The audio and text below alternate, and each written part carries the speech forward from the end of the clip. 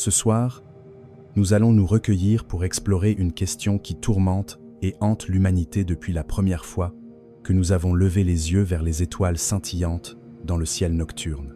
C'est une question qui, à première vue, semble très simple, mais dont la réponse est incroyablement cruelle. Pourquoi n'avons-nous toujours pas pu entreprendre de voyage au-delà de notre système solaire? Le véritable problème ne réside pas dans le fait que notre technologie ne soit pas assez avancée, ni que les budgets alloués à la science soient limités. Le problème se situe à un niveau bien plus profond, bien plus permanent et immuable. Les lois fondamentales de l'univers semblent avoir silencieusement bâti une prison invisible autour de nous, une barrière solide qu'aucune ingéniosité ou intelligence humaine ne peut briser. À la fin de ce voyage, vous comprendrez précisément pourquoi nous sommes emprisonnés dans ce minuscule coin de l'univers et peut-être pour toujours.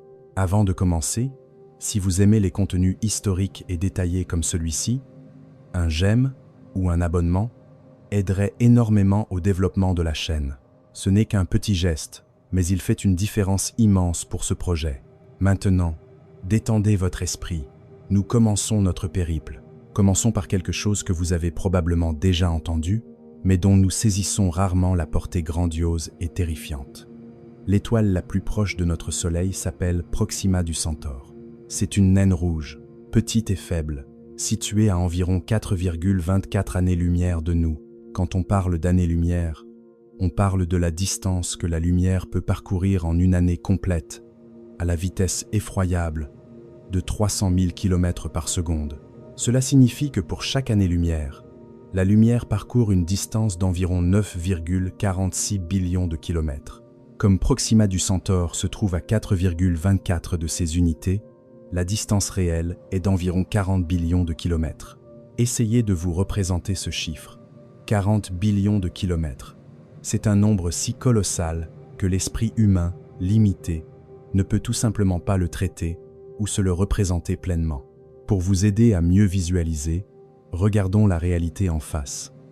La sonde spatiale la plus rapide jamais construite par l'homme est la sonde solaire Parker, un engin spécialement conçu pour étudier notre étoile. À sa vitesse maximale, cette sonde atteint environ 700 000 km/h lorsqu'elle s'approche du Soleil. C'est une vitesse stupéfiante, plus rapide que tout ce que nous avons jamais créé dans l'histoire. Pourtant, même à cette vitesse extraordinaire, il faudrait à cette sonde plus de 6500 ans juste pour atteindre Proxima du Centaure. Prenez un moment pour réfléchir à cela. 6500 ans, lorsque cette sonde arrivera enfin à destination, le temps écoulé sur notre planète bleue sera plus long que celui qui s'est écoulé depuis la construction des premières pyramides en Égypte. Toute l'histoire de la civilisation humaine, telle qu'elle a été consignée depuis l'ancienne Sumer jusqu'à nos jours, tiendrait dans la durée de ce voyage, et il manquerait encore des milliers d'années pour arriver à destination. Et rappelez-vous, il ne s'agit que du voyage vers l'étoile la plus proche de nous. La Voie lactée, notre chère galaxie natale, a un diamètre gigantesque d'environ 100 000 années-lumière et contient entre 100 milliards et 400 milliards d'étoiles différentes. Si nous voulions traverser la galaxie d'un bout à l'autre à la vitesse de la sonde solaire Parker, il nous faudrait environ 150 millions d'années. Rappelez-vous un peu l'histoire géologique. Les dinosaures se sont éteints il y a environ 66 millions d'années. Cela signifie que si vous aviez commencé ce voyage à travers la galaxie, alors que les dinosaures dominaient encore la Terre, vous auriez traversé toute leur ère, assisté à leur extinction, puis vu l'essor des mammifères, l'évolution des primates, jusqu'à l'apparition de l'homme et la création de toute l'histoire documentée. Et malgré tout cela, vous n'auriez parcouru que la moitié du chemin. Nous ne parlons plus de distance qui dépasse simplement notre technologie actuelle.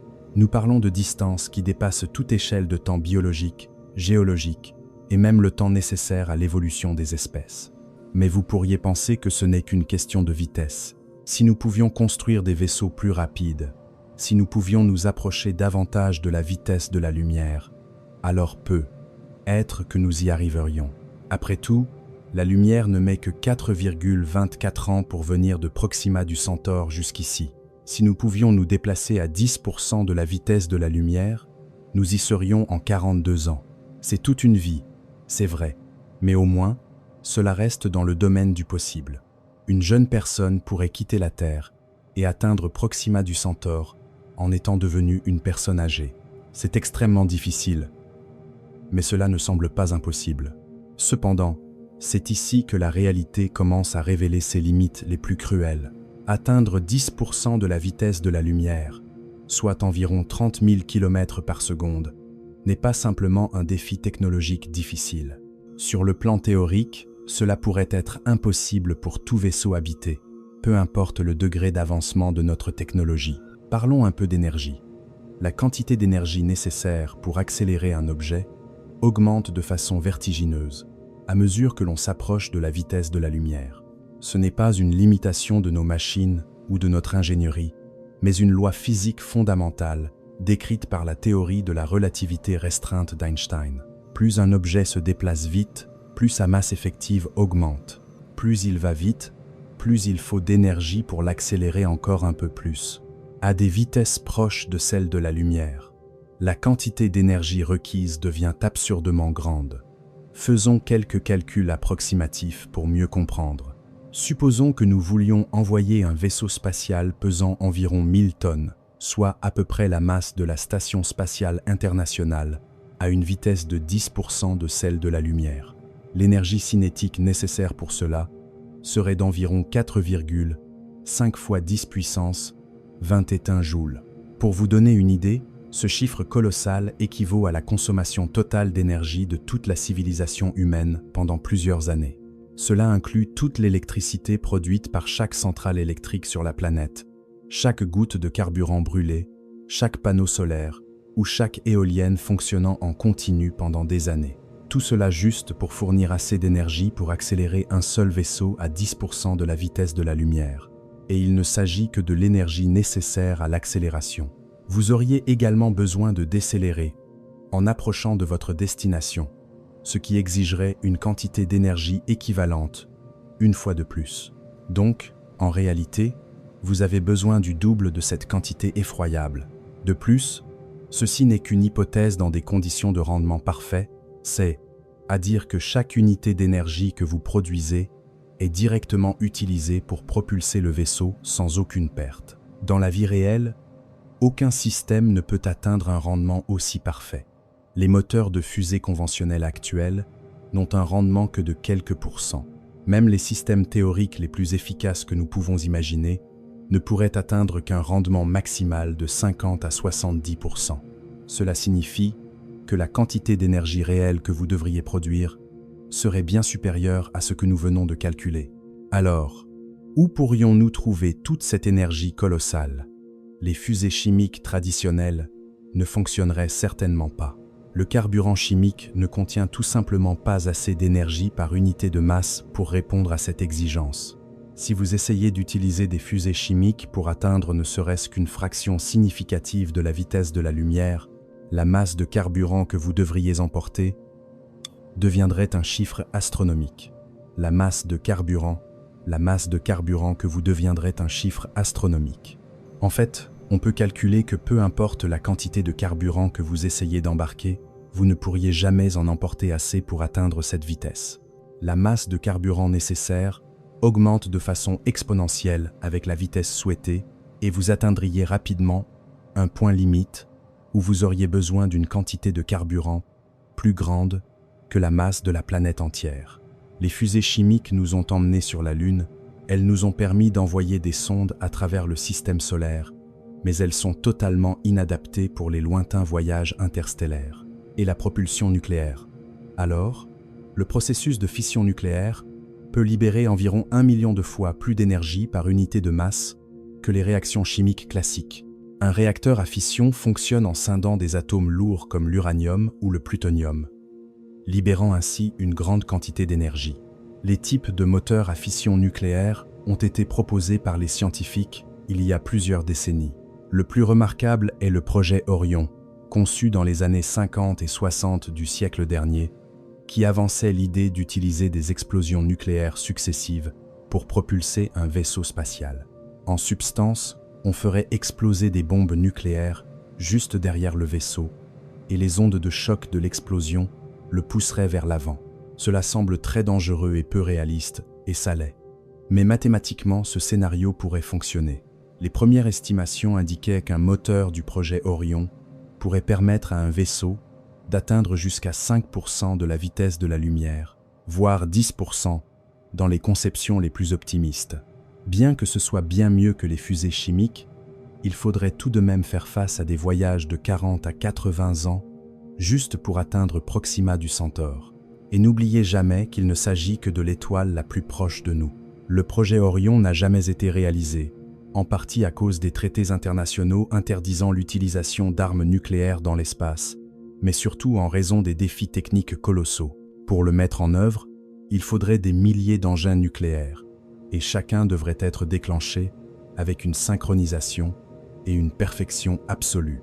De plus, il faudrait un bouclier absorbeur de choc suffisamment robuste pour résister à ces explosions nucléaires répétées en continu et, surtout, il faudrait protéger l'équipage des radiations mortelles. En principe, ces problèmes ne sont pas totalement insurmontables, mais ils constituent des défis extrêmement ardus. Même si l'on parvenait à surmonter tous ces obstacles, on resterait limité par la quantité de matière fissile que l'on pourrait emporter à bord. La fission nucléaire a une limite inhérente à la quantité d'énergie qu'elle peut produire par unité de masse. Alors, quelles autres options avons-nous? La fusion nucléaire serait-elle la solution? C'est le processus qui alimente les étoiles, et elle peut fournir une quantité d'énergie encore plus grande. La fusion nucléaire fonctionne en combinant des atomes légers, généralement de l'hydrogène, pour former des atomes plus lourds comme l'hélium, libérant ainsi une énergie colossale. Dans le monde scientifique, la fusion nucléaire a toujours été considérée comme le Saint Graal de la production d'énergie sur Terre. Nous nous efforçons avec persévérance de construire des réacteurs à fusion viables depuis des décennies. Bien que l'humanité ait réalisé des progrès notables, jusqu'à présent, nous n'avons aucune centrale à fusion réellement opérationnelle, capable de produire plus d'énergie qu'elle n'en consomme. Cependant, mettons de côté ces difficultés actuelles et supposons qu'un jour, nous résoudrons ce problème de la fusion. Imaginons que nous puissions construire un moteur à fusion extrêmement efficace, spécialement conçu pour un vaisseau spatial. La question qui se pose est la suivante. Jusqu'où cela nous mènerait-il? Les calculs scientifiques montrent qu'en théorie, un moteur à fusion pourrait accélérer un vaisseau jusqu'à 10, voire 20% de la vitesse de la lumière. Si cela était atteint, le temps de trajet jusqu'à Proxima du Centaure serait réduit à environ 20 ou 30 ans. Cette durée équivaut encore à une vie humaine, mais cela commence à paraître plus réalisable. On pourrait envoyer un équipage de jeunes gens, et ils atteindraient leur destination à l'âge mûr ou au début de leur vieillesse. Cependant, le problème épineux est que la construction d'un moteur à fusion pour un vaisseau spatial est infiniment plus difficile que celle d'un réacteur pour une centrale électrique fixe au sol. Sur Terre, on peut construire d'énormes réacteurs massifs avec de vastes champs magnétiques pour contenir et contrôler l'état de gaz ionisé. Mais dans l'espace lointain, chaque kilogramme de masse est vital. Il faudrait un moteur à la fois léger, compact et capable de produire une poussée continue pendant des années ou des décennies sans la moindre défaillance. De plus, il faudrait un combustible de fusion spécial, peut être du deutérium et de l'hélium-3, des substances très rares et extrêmement difficiles à trouver en grande quantité. En outre, il faudrait gérer la chaleur colossale dégagée par les réactions de fusion. On ne peut pas simplement laisser cette chaleur rayonner dans le vide de l'espace aussi facilement qu'on pourrait le croire. Le vide est en fait un excellent isolant thermique. Par conséquent, les radiateurs nécessaires pour dissiper la chaleur du moteur à fusion devraient être extrêmement grands et très lourds. Même si nous pouvions surmonter tous ces obstacles techniques, nous serions toujours confrontés à un autre problème fondamental, le carburant. Un moteur à fusion doit emporter son propre carburant. Contrairement à un avion qui peut s'arrêter pour faire le plein, un vaisseau interstellaire n'a absolument aucune station-service le long de son immense voyage. Il faut emporter toute la quantité de carburant nécessaire dès le départ. Et paradoxalement, plus on emporte de carburant, plus le vaisseau devient lourd, ce qui signifie qu'il faut encore plus de carburant juste pour accélérer la masse de ce carburant. Ce problème est largement connu sous le nom d'équation de la fusée de Tsiolkovsky. Elle impose une limite fondamentale à la vitesse que l'on peut atteindre en fonction de la quantité de carburant que l'on peut emporter. Pour atteindre une vitesse vraiment élevée, une très grande partie de la masse du vaisseau doit être consacrée au carburant. À des vitesses approchant les vitesses relativistes, la majeure partie de la masse de votre vaisseau ne serait que du carburant, laissant très peu de place pour la cargaison, l'équipage, les systèmes de support de vie et autres équipements essentiels.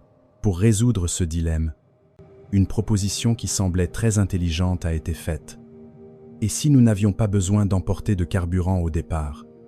Et si nous le collections en chemin?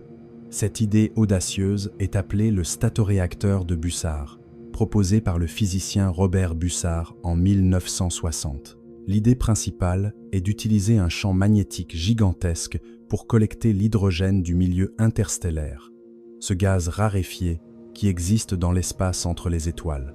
Ensuite, on utiliserait cet hydrogène comme carburant pour le moteur à fusion.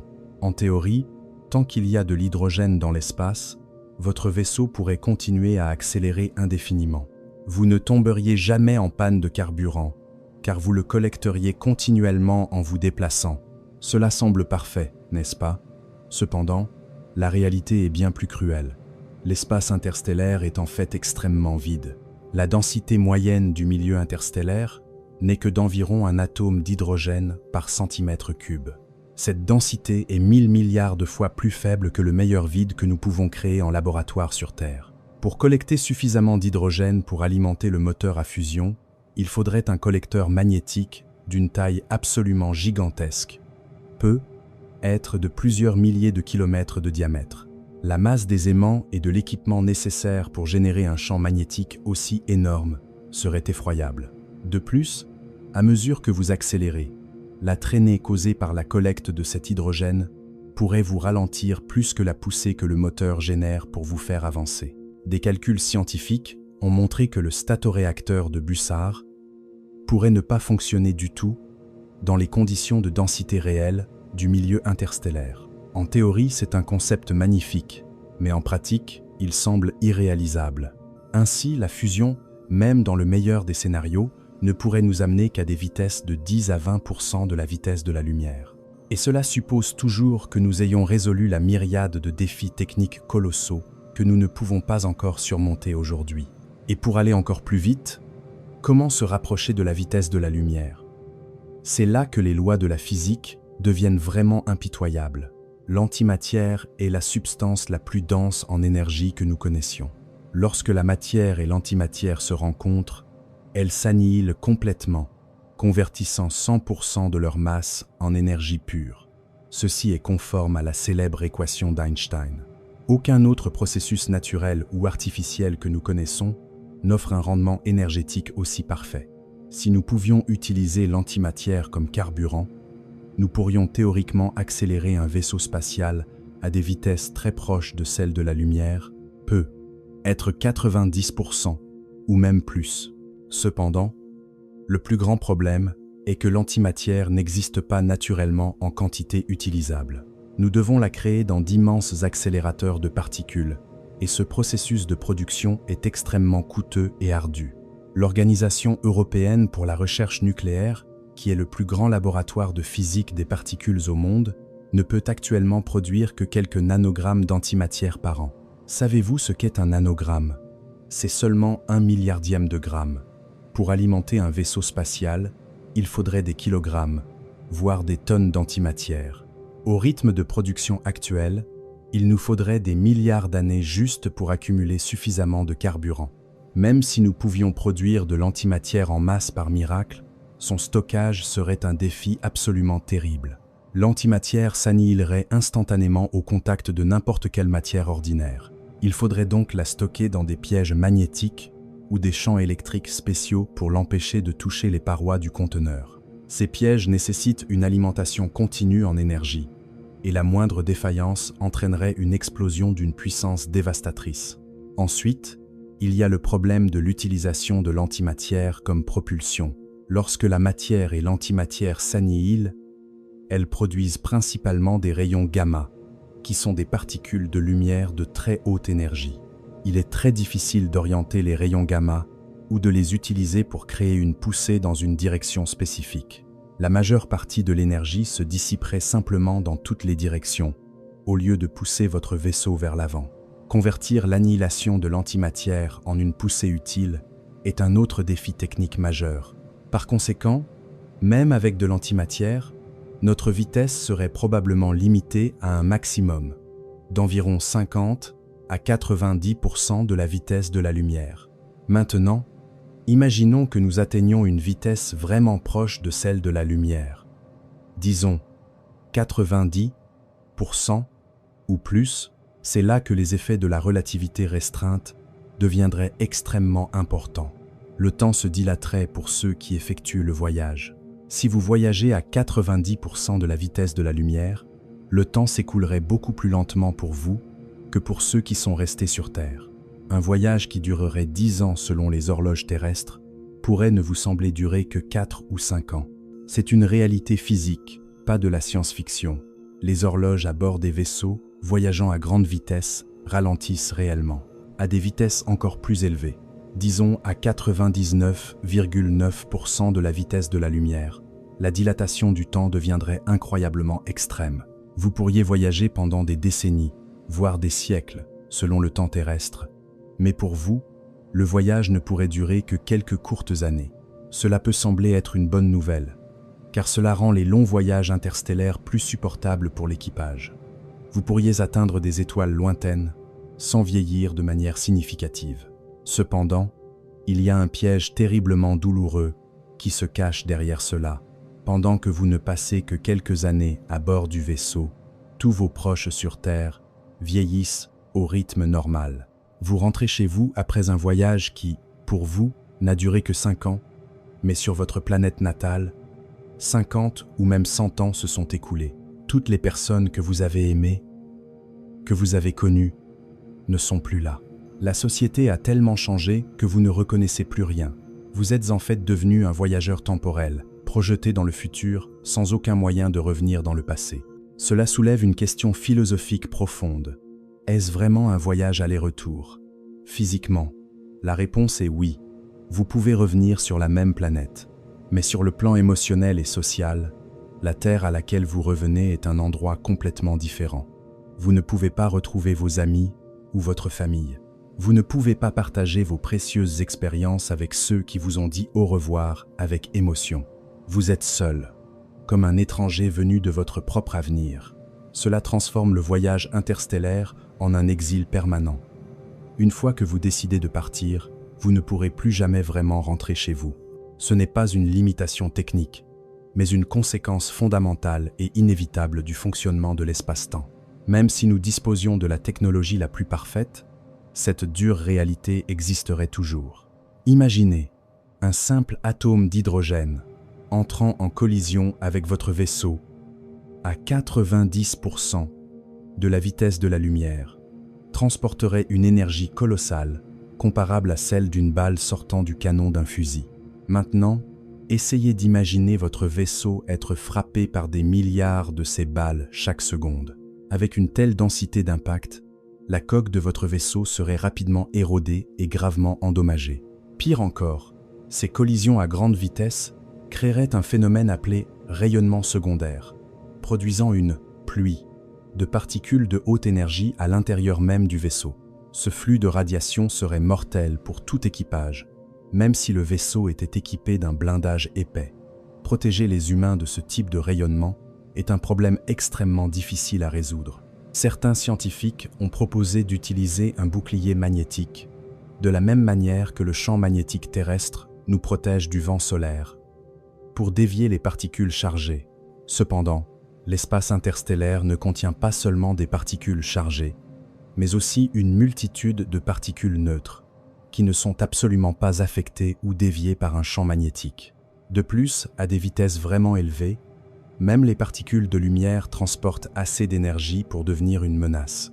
La lumière des étoiles vers lesquelles vous vous dirigez subirait un décalage vers le bleu, la faisant passer à des longueurs d'onde plus élevées. En raison de votre vitesse extrême, la lumière visible se transformerait en rayons ultraviolets ou même en rayons X nocifs. À ce moment-là, Vous seriez en train de vous déplacer dans une tempête de radiation intense, créée par votre propre vitesse. Et ce n'est pas tout. Nous devons également faire face à des grains de poussière plus gros, des microparticules qui flottent occasionnellement dans l'espace interstellaire. Il suffirait qu'une particule de la taille d'un petit grain de sable heurte votre vaisseau à 90% de la vitesse de la lumière pour qu'elle produise un impact terrifiant, équivalent à une petite bombe nucléaire. Une telle collision pourrait déchirer et détruire votre vaisseau instantanément. Détecter et éviter ces grains de poussière est presque impossible. Vous vous déplaceriez si vite que vous ne pourriez pas réagir à temps. Au moment où vous réaliseriez qu'il y a un grain de poussière sur votre chemin, votre vaisseau l'aurait déjà percuté. Vous auriez donc besoin d'un type de bouclier spécial placé à l'avant du vaisseau, quelque chose de sacrificiel, pour absorber tous les impacts et protéger le reste du vaisseau. Mais ce bouclier devrait être immense et nécessiterait d'être remplacé ou réparé en permanence tout au long du voyage. Certaines conceptions ont proposé un bouclier multicouche, essentiellement une armure avec des espaces vides pour vaporiser les particules entrantes avant qu'elles n'atteignent la coque principale. Cependant, cela ajoute une masse considérable au vaisseau, ce qui exige encore plus d'énergie pour l'accélérer. Plus vous essayez d'aller vite, plus les problèmes de radiation et de poussière cosmique s'aggravent. C'est une autre limite fondamentale, un rappel que l'univers ne semble pas conçu pour que des êtres vivants le traversent à des vitesses relativistes. Maintenant, parlons de ce qui semble être une solution pour les longs voyages, le vaisseau générationnel. Si le voyage est trop long pour une seule vie humaine, pourquoi ne pas envoyer un vaisseau assez grand pour abriter toute une communauté pendant plusieurs générations? La première génération quitterait notre chère Terre, vivrait toute sa vie à bord, aurait des enfants et finirait par mourir. Leurs enfants grandiraient sur ce vaisseau, sans jamais connaître le sol ou le ciel de la Terre, et ils donneraient à leur tour naissance aux générations suivantes. Ce processus se poursuivrait pendant des décennies, voire des siècles, jusqu'à ce que le vaisseau atteigne enfin sa lointaine destination. La dernière génération serait celle qui explorerait le nouveau monde, accomplissant la grande mission que leurs ancêtres avaient commencée bien avant. Le concept de vaisseau générationnel est un élément familier de la science-fiction depuis des décennies, et en principe, aucune loi de la physique ne nous empêche de le faire. Ils ne nécessitent pas de physique étrange ou de sources d'énergie impossibles. Ils exigent seulement un vaisseau vraiment immense, avec un système de support de vie autonome et une population prête à consacrer sa vie entière à ce voyage. Cependant, lorsque nous examinons les détails, les défis commencent à devenir écrasants. D'abord, parlons de la taille. Pour maintenir une population humaine en bonne santé pendant plusieurs générations, vous auriez besoin d'un espace incroyablement vaste. Nous, les humains, ne sommes pas doués pour vivre dans des environnements confinés et exigus pendant de longues périodes. Des études sur l'isolement à long terme, comme les missions de simulation de voyage vers Mars, ont montré que même de petits groupes de personnes hautement qualifiées luttent contre de graves effets psychologiques dus au confinement, après seulement quelques mois ou quelques années.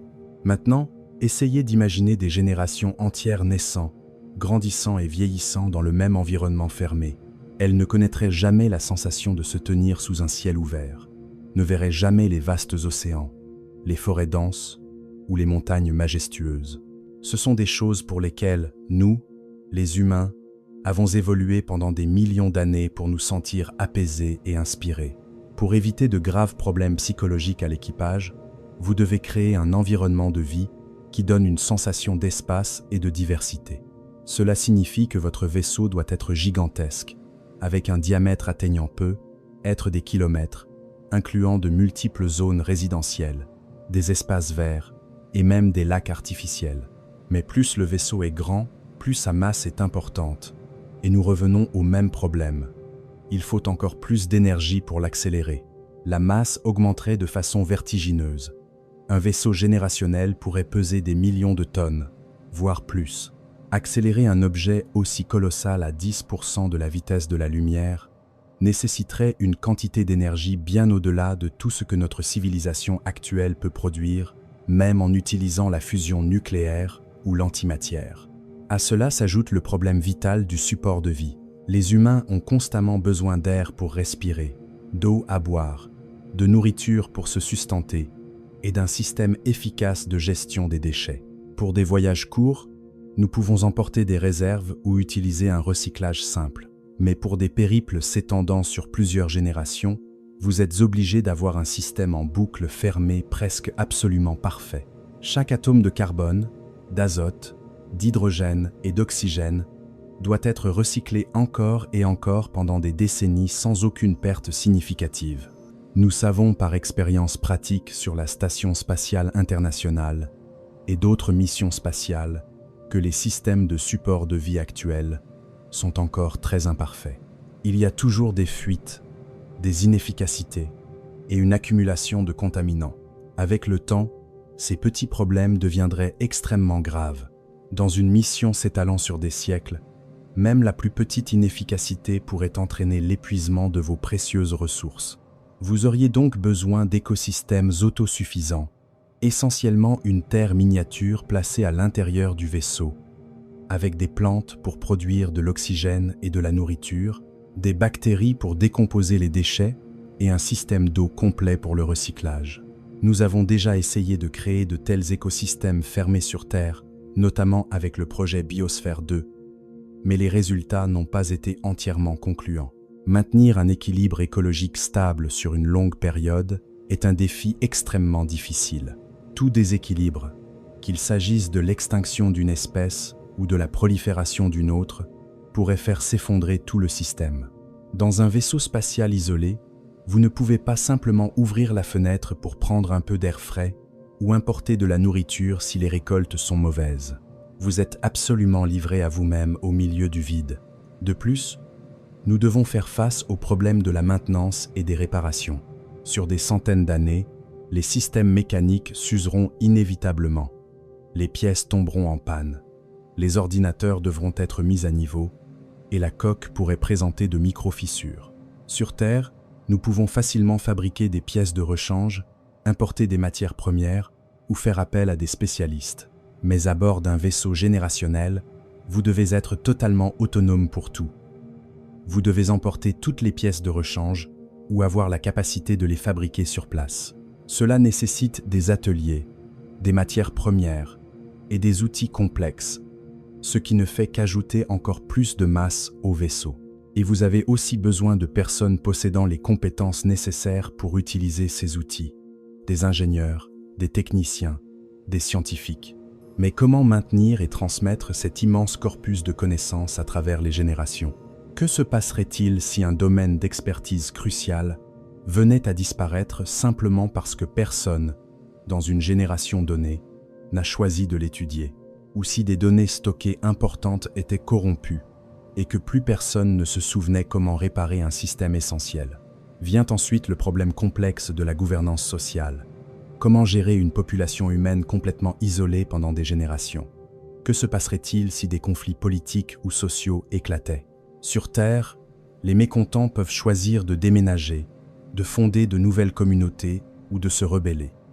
Mais dans un vaisseau spatial, tout le monde est piégé sans aucune échappatoire. Tout conflit pourrait dégénérer en violence et menacer la sécurité de la mission entière. Vous avez besoin de structures sociales extrêmement stables, capables de perdurer pendant des siècles pour maintenir le moral, le sens du but et la coopération entre les individus. C'est quelque chose qu'aucune société humaine sur Terre n'a réussi à accomplir sur de si longues périodes sans connaître de profonds bouleversements ou changements. Enfin, nous ne pouvons ignorer la question de la motivation et de la génétique. La première génération s'engage volontairement car elle comprend et croit en ce grand objectif. Mais qu'en est-il des générations nées plus tard? Elles grandissent à bord du vaisseau sans avoir eu le choix. Pour elles, la planète de destination n'est probablement rien de plus qu'un conte de fées. Pourquoi devraient-elles consacrer leur vie à accomplir une mission initiée par des gens morts bien avant leur naissance? Que se passerait-il si elles décidaient qu'elles ne veulent plus continuer ce voyage? De plus, une petite population vivant à bord du vaisseau serait confrontée au risque de consanguinité. Avec le temps, cela entraînerait de graves problèmes génétiques. Il vous faudrait un nombre suffisamment grand de fondateurs pour maintenir la diversité génétique, peut être plusieurs centaines voire des milliers de personnes. Mais plus il y a de monde, plus le vaisseau doit être grand, plus il faut de ressources et bien sûr, plus il faut une quantité d'énergie colossale pour l'accélérer. Un vaisseau générationnel idéal devrait être, en substance, un petit monde entièrement autosuffisant. Un vaisseau gigantesque, capable de maintenir une civilisation entière pour une durée indéfinie. Cependant, construire un ouvrage aussi grandiose exige des ressources et un niveau technologique bien au-delà des capacités actuelles de notre humanité. Et même si vous parveniez à le construire, vous devriez toujours faire face à des risques énormes. Un seul point de défaillance pourrait conduire à une catastrophe effroyable. Une panne de système, une fuite radioactive ou une épidémie soudaine pourrait anéantir toute la population à bord. À ce moment-là, il n'y aurait aucune équipe de sauvetage, aucune aide extérieure. Vous seriez complètement seul, entouré uniquement par l'obscurité immense entre les étoiles lointaines. Face à ces difficultés écrasantes, certains scientifiques ont proposé une autre solution, la cryoconservation. Plutôt que d'essayer de maintenir un équipage en vie et actif pendant des siècles, pourquoi ne pas les congeler? Vous suspendriez temporairement leurs fonctions biologiques, les plaçant dans un état d'hibernation profonde, pour ne les réveiller qu'une fois le vaisseau arrivé à destination. De cette manière, nous n'aurions pas besoin de vaisseaux générationnels gigantesques, ni d'écosystèmes autosuffisants complexes. Il suffirait de maintenir les corps congelés et de s'assurer que les systèmes les plus critiques du vaisseau restent opérationnels. L'équipage vivrait ce long voyage comme un simple clin d'œil. Il s'endormirait sur Terre et se réveillerait dans un tout nouveau système stellaire. Cela semble parfait et paisible, n'est-ce pas? Cependant, le plus grand problème est que la technologie de cryoconservation n'est pas encore vraiment fonctionnelle, du moins pas de la manière dont nous en aurions besoin pour les voyages interstellaires. Actuellement, nous ne pouvons congeler que des cellules, de petits tissus, ou même certains organes, et les réanimer avec des degrés de succès variables. Mais congeler un corps humain entier, puis le réanimer sans causer le moindre dommage, est quelque chose que l'humanité n'a jamais réussi à faire. Le principal obstacle réside dans la formation de cristaux de glace. Lorsque vous congelez des tissus biologiques, l'eau à l'intérieur des cellules se cristallise pour former de la glace. Ces cristaux, extrêmement pointus et durs, perforent les membranes cellulaires, détruisant complètement les structures fragiles à l'intérieur. Au moment où vous essayez de décongeler, le résultat final n'est qu'un amas informe. Les cellules sont éclatées, les membranes cellulaires sont criblées de trous, les organites sont gravement endommagés, et l'ensemble du tissu corporel se transforme essentiellement en une sorte de bouillie sans vie. Pour surmonter cela, il existe des techniques appelées vitrification. Au lieu d'une congélation classique, on essaie de mettre les tissus dans un état semblable à du verre en utilisant des cryoprotecteurs. Ce sont des produits chimiques spéciaux qui empêchent la cristallisation de l'eau. Cette méthode fonctionne mieux que la congélation simple, mais elle apporte son propre lot de problèmes. Les cryoprotecteurs sont souvent très toxiques, à haute concentration. Vous devez perfuser ces produits chimiques dans tout le corps pour remplacer le sang et les fluides tissulaires. Ensuite, vous devez refroidir le corps très rapidement et de manière très uniforme, ce qui est extrêmement difficile à réaliser sur un objet aussi grand qu'un être humain. Différentes parties du corps se refroidiront à des vitesses différentes, ce qui entraîne un stress thermique et provoque des fissures dans les tissus. Même si vous réussissiez à vitrifier un corps, le conserver pendant des décennies ou des siècles poserait des défis immenses. Il faudrait maintenir une température extrêmement basse, généralement en utilisant de l'azote liquide à -196 degrés Celsius. La moindre fluctuation de température, le plus infime réchauffement, pourrait déclencher le processus de cristallisation ou provoquer la fissuration des tissus. Et puis, il y a le processus ardu de la réanimation. Il faudrait décongeler le corps de manière uniforme et rapide, éliminer complètement les cryoprotecteurs toxiques sans endommager les tissus, redémarrer le cœur, la respiration et, par quelques miracles, restaurer la fonction cérébrale sans effacer la mémoire ni la personnalité de l'individu. Actuellement, tout cela est complètement hors de notre portée. Certaines entreprises proposent aujourd'hui des services de cryoconservation pour les personnes décédées, en congelant leur corps ou simplement leur cerveau, dans l'espoir que la technologie d'un futur lointain puisse les réanimer. Mais soyons clairs, cela relève aujourd'hui bien plus de la croyance que de la science avérée. Jamais aucun mammifère n'a été réanimé avec succès après une cryoconservation profonde, et encore moins un être humain. Même en supposant que la technologie future résolve tous ces problèmes, d'autres complexités subsistent. Au cours d'un voyage de plusieurs siècles, les systèmes du vaisseau devraient fonctionner avec une perfection absolue. La moindre défaillance du système de refroidissement entraînerait une décongélation prématurée de l'équipage qui se décomposerait instantanément. Il faudrait des sources d'énergie capables de durer des centaines d'années, des systèmes de surveillance qui ne tombent jamais en panne, et probablement une sorte d'intelligence artificielle ou d'ordinateur extrêmement avancé pour gérer le vaisseau et répondre aux urgences sans intervention humaine. Ce qui nous amène à une autre question épineuse. Si nous disposions déjà d'une intelligence artificielle assez performante pour gérer un vaisseau interstellaire pendant des siècles, pourquoi prendrions-nous le risque d'y envoyer des humains? Cette question mène à une proposition plus réaliste, l'utilisation de sondes robotiques. Au lieu d'envoyer de fragiles corps biologiques, envoyons des machines. Les machines n'ont pas besoin d'air pour respirer, ni de nourriture, d'eau ou de chaleur. Elles peuvent supporter des niveaux de radiation qui tueraient un être humain sur le champ. Elles peuvent être conçues pour durer des siècles avec une maintenance minimale. Et si, par malheur, elles tombaient en panne ou étaient détruites, ce ne serait qu'une perte scientifique et financière et non une tragédie humaine. En réalité, les sondes robotiques constituent notre meilleure option pour l'exploration de l'espace interstellaire dans un avenir proche. Nous avons déjà envoyé de tels messagers au-delà des frontières de notre système solaire.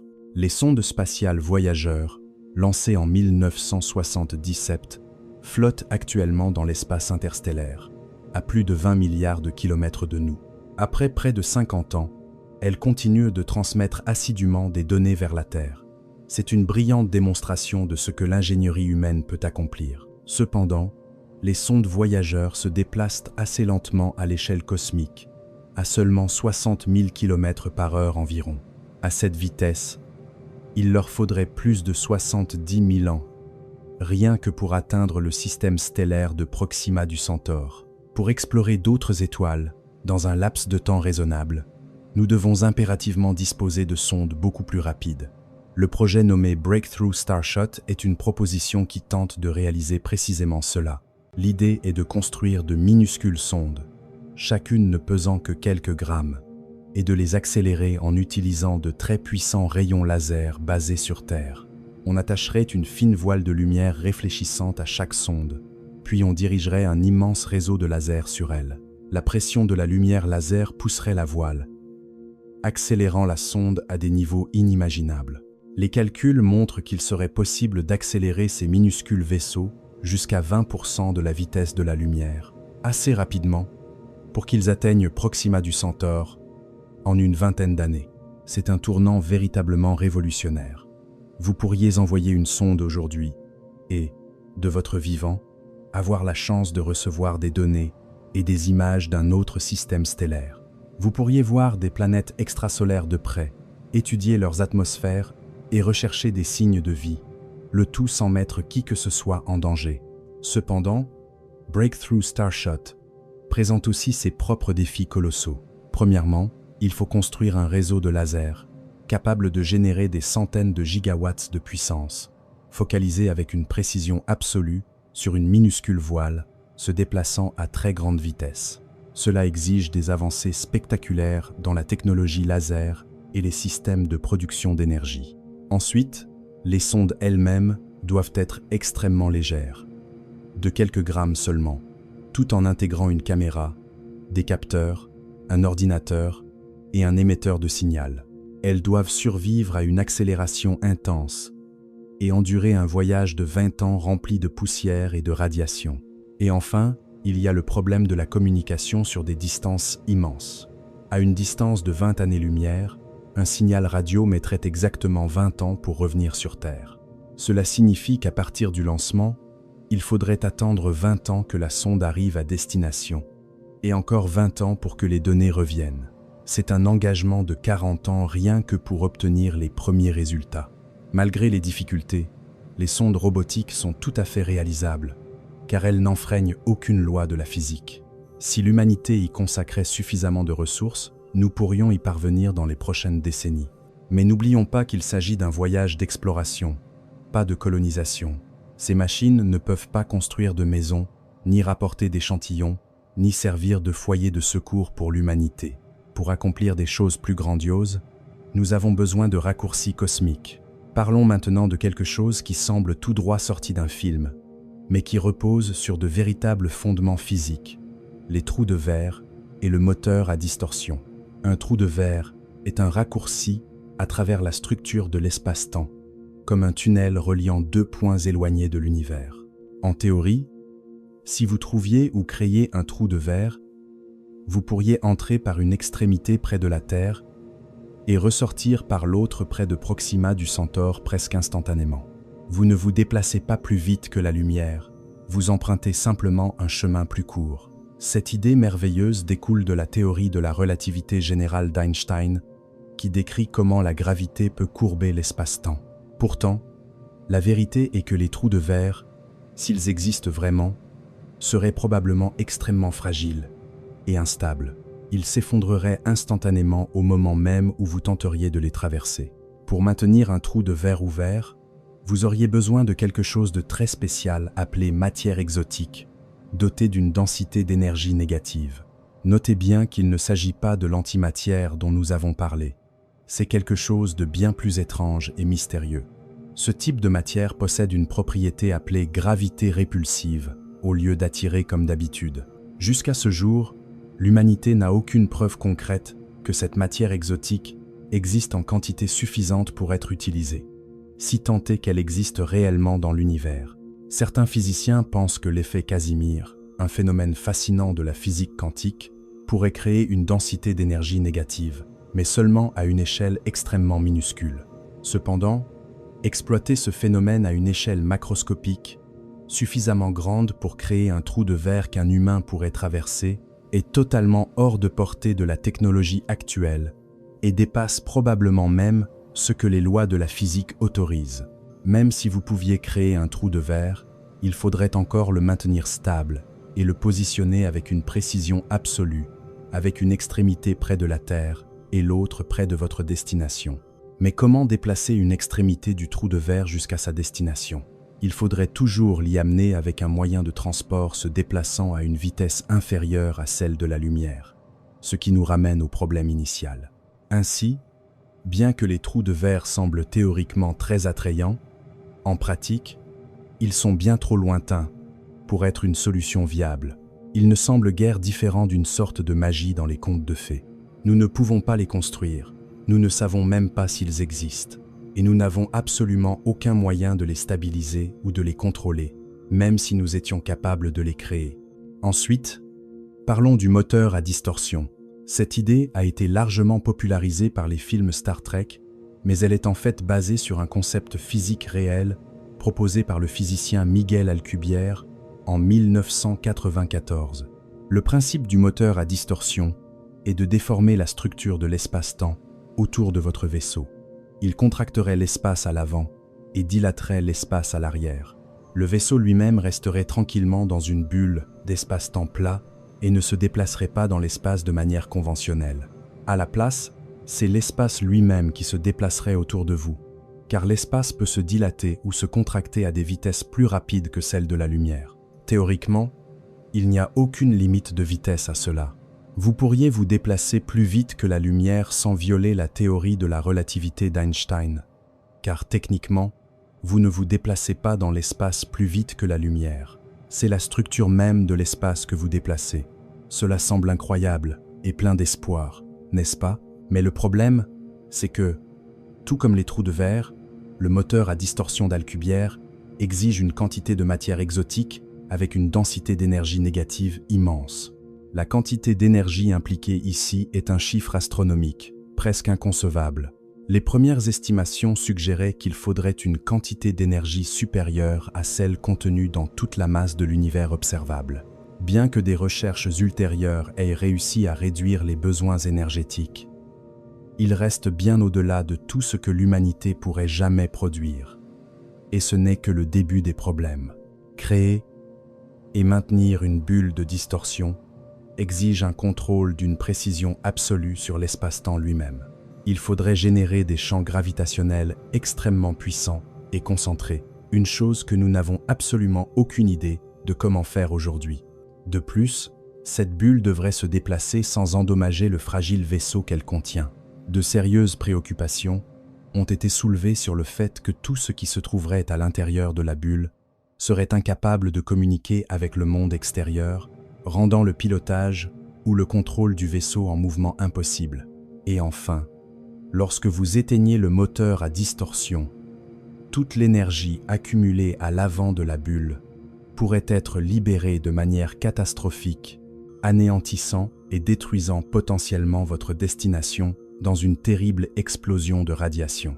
Ce sont là des problèmes vraiment profonds, pas simplement des défis d'ingénierie ou de machinerie. Nous parlons de domaines de la physique que l'humanité ne comprend pas encore pleinement, de phénomènes que nous n'avons jamais observés directement et de technologies qui pourraient être fondamentalement irréalisables. Le moteur à distorsion et les trous de verre, bien que théoriquement fascinants, n'offrent en réalité aucune solution pratique à notre problème de voyage interstellaire. Alors, récapitulons ensemble toutes les options. Les fusées chimiques sont trop lentes à l'échelle de l'univers. La fission nucléaire ne peut nous amener qu'à quelques pourcents de la vitesse de la lumière. La fusion, si un jour nous parvenons à la faire fonctionner, n'atteindra probablement que 10 ou 20%. L'antimatière, même si nous pouvions la produire et la stocker avec succès, pourrait permettre d'atteindre 50 ou 90% de la vitesse de la lumière, mais elle comporte des défis techniques trop colossaux. Les vaisseaux générationnels exigent des ressources et une technologie monumentale, accompagnés de risques sociaux et biologiques trop importants. La cryogénisation ne fonctionne pas encore vraiment. Les sondes robotiques, bien qu'elles soient notre meilleure option actuelle, se limitent à l'exploration et ne peuvent pas aider à l'installation humaine. Quant aux trous de verre et aux moteurs à distorsion, ils restent purement spéculatifs et probablement impossibles. Remarquez-vous une tendance générale ici. Chaque solution potentielle se heurte à des obstacles fondamentaux incroyablement solides. Nous ne parlons pas seulement de problèmes qui pourraient être résolus avec de meilleurs matériaux ou des ordinateurs plus rapides. Nous parlons des limites de fer imposées par les lois mêmes de la physique, par la quantité finie d'énergie disponible dans l'univers et par la nature même de l'espace et du temps. Maintenant, considérons un autre aspect du problème, la destination. Supposons que, par miracle, nous parvenions à surmonter tous ces obstacles terribles. Nous avons construit un vaisseau monumental, l'avons accéléré à une fraction significative de la vitesse de la lumière, et avons finalement atteint le système de Proxima du Centaure après des décennies de voyage. Que trouverions-nous là-bas? L'étoile Proxima du Centaure est une naine rouge, un type d'étoile connu pour son activité de surface extrêmement violente. Elle émet fréquemment de puissantes éruptions, des explosions de radiation cataclysmiques qui pourraient balayer et stériliser n'importe quelle planète proche. Quant à Proxima Centauri b, une exoplanète en orbite dans la zone habitable de cette étoile, elle est beaucoup plus proche de son étoile parente que la Terre ne l'est du Soleil. Cette proximité signifie que la planète est probablement en verrouillage gravitationnel. Cela veut dire qu'elle présente toujours la même face à son étoile, de la même manière que la Lune nous présente toujours la même face. Par conséquent, une face de la planète serait perpétuellement brûlée par une chaleur torride, tandis que l'autre serait éternellement plongée dans l'obscurité et un froid glacial. Il existerait être une étroite bande entre ces deux extrêmes où les conditions pourraient être tolérables.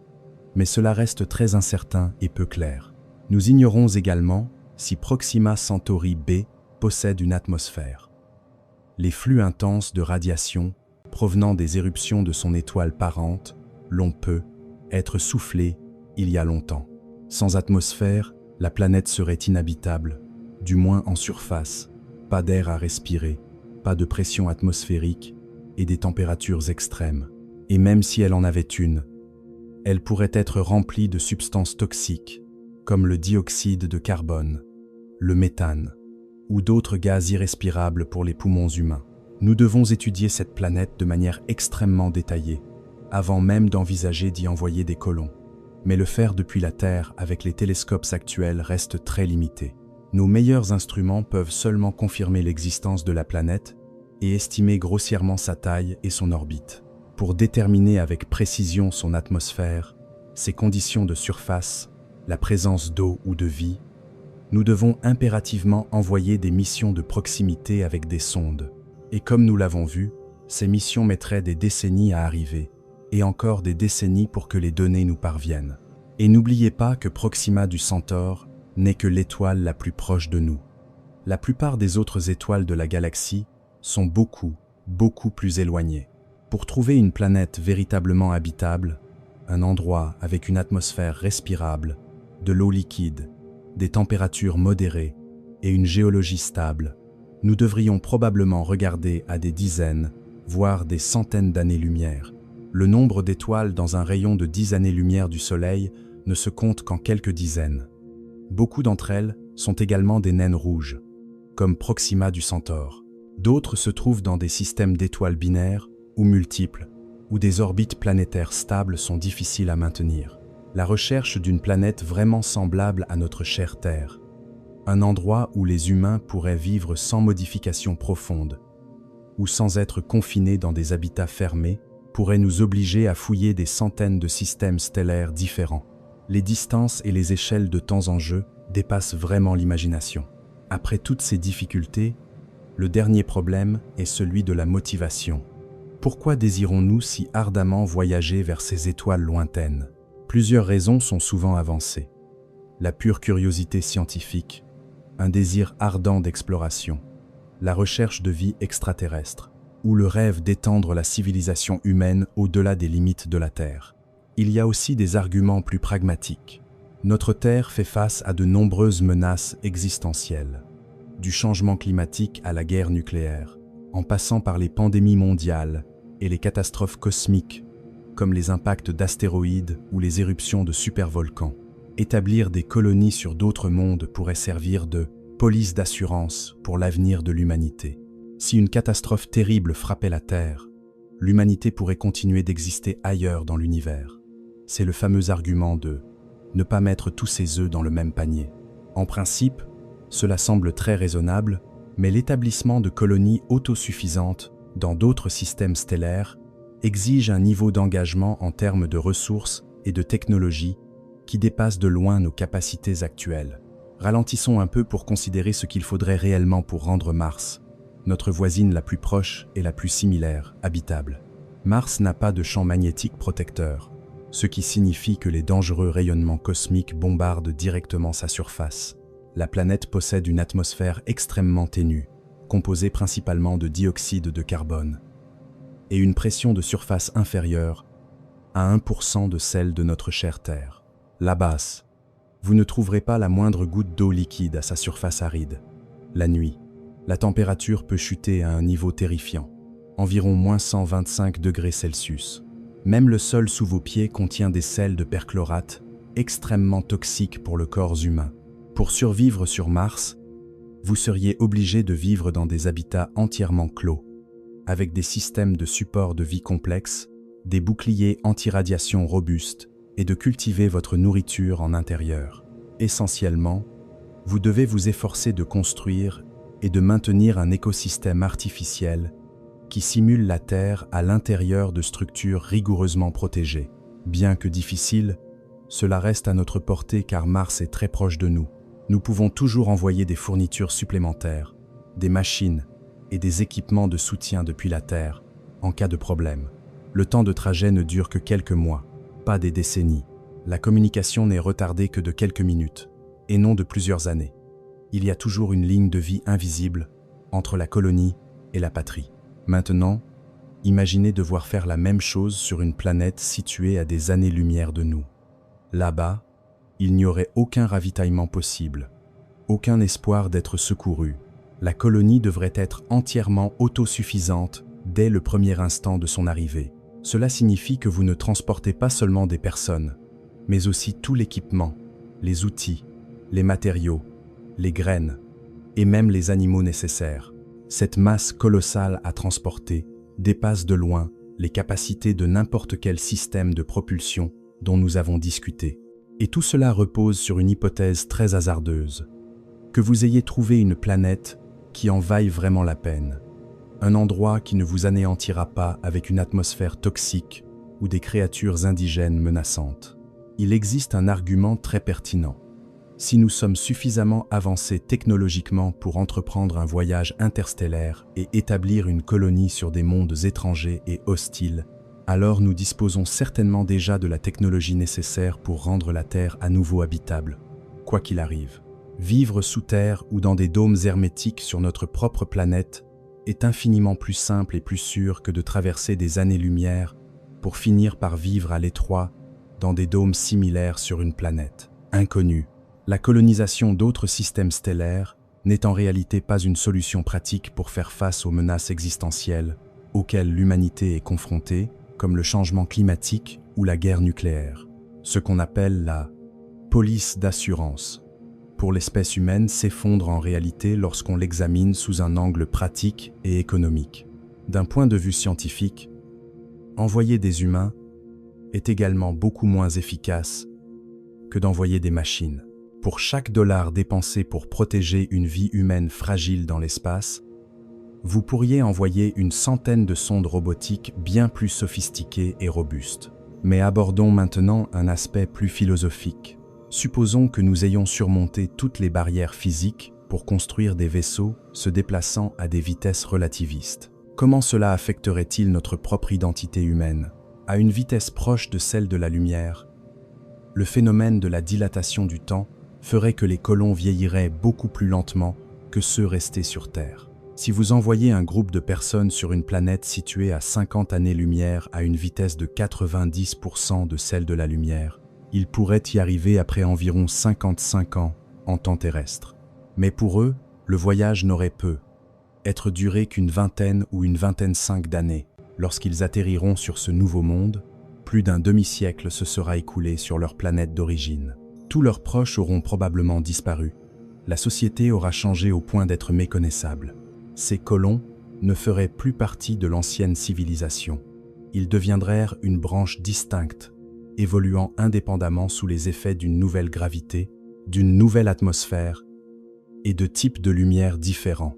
Après des milliers de générations, ils ne seraient être plus reconnaissables comme appartenant à la même espèce que nous. La colonie interstellaire ne serait donc pas seulement une expansion de l'humanité, mais le début d'une lignée évolutive complètement étrangère et définitivement coupée de ses racines. Cette difficulté pourrait également être la solution au paradoxe de Fermi, la question de savoir pourquoi nous n'avons encore vu aucune trace de civilisation extraterrestre intelligente. Être que chaque civilisation dans l'univers est emprisonnée dans son système stellaire natal, seule dans sa petite bulle d'espace, car les distances entre les étoiles sont tout simplement trop vastes et infranchissables. L'univers est être rempli d'îles, de civilisations isolées, incapables de communiquer ou d'interagir les unes avec les autres. Ou être que les civilisations s'effondrent d'elles-mêmes avant d'atteindre le niveau du voyage interstellaire en raison de crises internes. Il est également possible que des civilisations plus avancées aient réalisé que l'expansion dans l'espace physique n'en valait pas la peine. Elles pourraient choisir de se concentrer sur l'intérieur, en construisant des mondes virtuels magnifiques ou en transférant leur conscience vers des formes non biologiques plus durables. Quelle que soit la raison, la dure réalité de la physique fait de chacun de nous des prisonniers perpétuels sur notre propre planète, séparés par des océans de vide presque infranchissables. Maintenant, revenons doucement avec moi sur notre chère Terre, notre petite planète bleue. Elle continue de tourner assidûment autour d'une étoile douce et ordinaire, nichée tranquillement dans une galaxie, sans rien de particulièrement remarquable au milieu du néant. De notre humble point de vue, cet univers apparaît presque infini. Il y a environ 200 millions de billions d'étoiles dans l'univers observable, et chacune de ces étoiles a le potentiel d'abriter ses propres planètes. La distance entre ces étoiles est si grande que même la lumière, l'entité la plus rapide de tout l'univers, met des années, des siècles, voire des millénaires, juste pour se déplacer d'un point à un autre. Et pourtant, nous sommes là, sur le seul monde que nous connaissons vraiment, regardant en silence les profondeurs de l'espace, et nous demandant si un jour, les humains pourront atteindre ces mondes lointains? La réponse, basée sur tout ce que nous savons et comprenons jusqu'à présent, est probablement non. Du moins, pas dans un avenir proche, pas avec les types de technologies que nous pouvons imaginer de manière réaliste, et pas non plus avec la physique que nous comprenons actuellement. Les barrières qui nous séparent ne sont pas simplement des problèmes techniques ou mécaniques. Ce sont des barrières fondamentales, gravées dans la structure même de l'espace-temps. La vitesse de la lumière est une limite absolue. Vous ne pourrez jamais aller plus vite, quelle que soit la quantité d'énergie dont vous disposez. Et même en atteignant cette vitesse, les distances cosmiques restent au-delà de l'imagination humaine.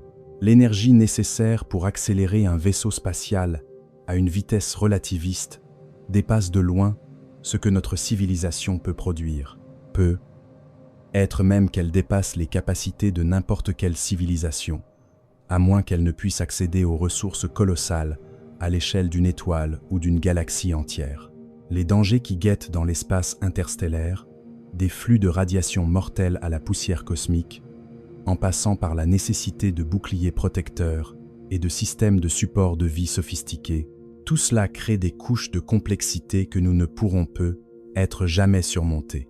Et tout cela suppose seulement que vous trouviez une destination qui en vaille vraiment la peine, une planète où les humains pourraient vivre, ce qui est en soi une attente très optimiste.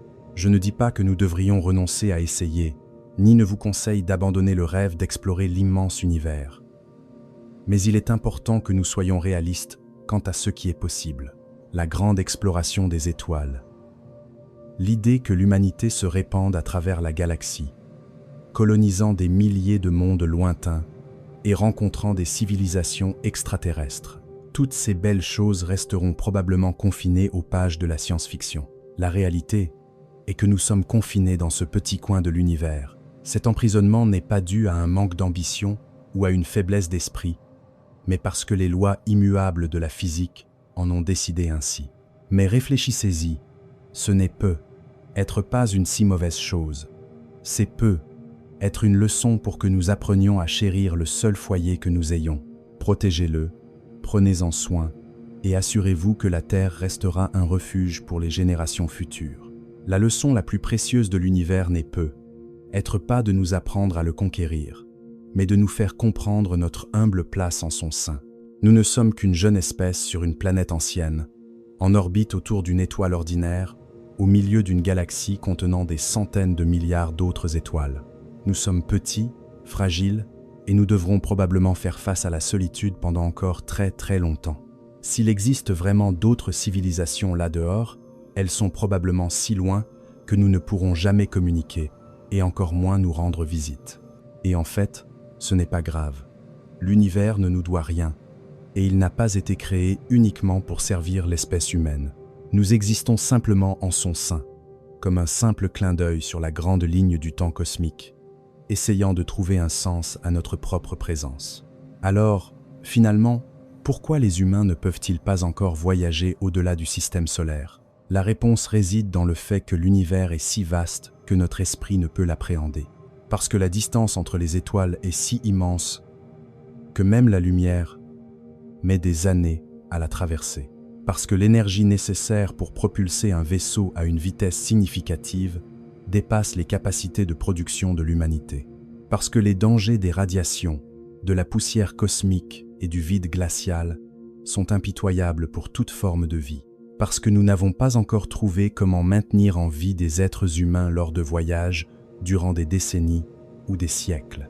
Parce que la construction de vaisseaux générationnels ou le développement de la technologie de cryogénisation sont encore hors de portée de la technologie actuelle et même future.